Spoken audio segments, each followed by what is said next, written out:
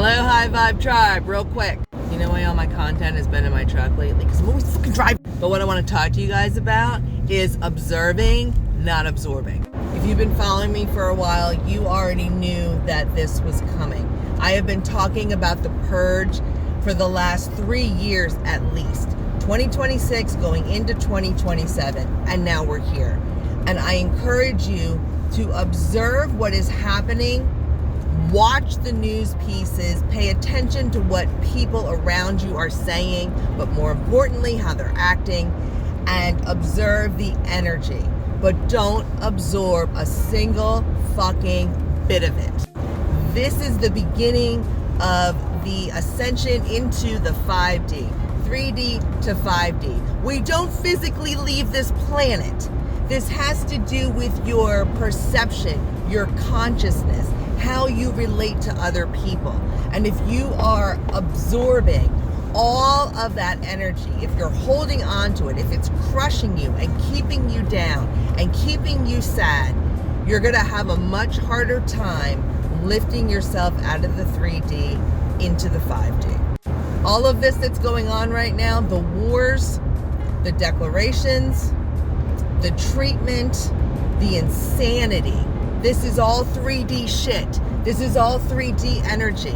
This is not higher consciousness. You guys know this, but I'm saying it out loud so you hear it. This is not for us. This is for us to work through so that we can get to where we're going. That doesn't mean that you don't pretend like it isn't happening or that you are just a dick, right? If you have opportunities to assist, if you have opportunities to help others awaken, if you have opportunities to love other people unconditionally, take all of those opportunities. And look, I'm not saying that any of this is easy, especially if you are empathic or empathetic.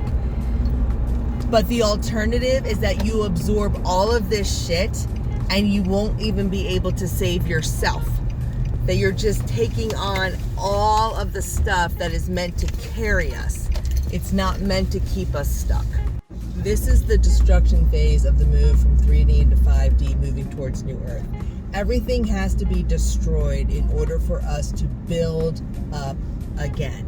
So institutional systems, belief systems, actual places, actual people have to be destroyed in order for us to build again, to come into more enlightened state.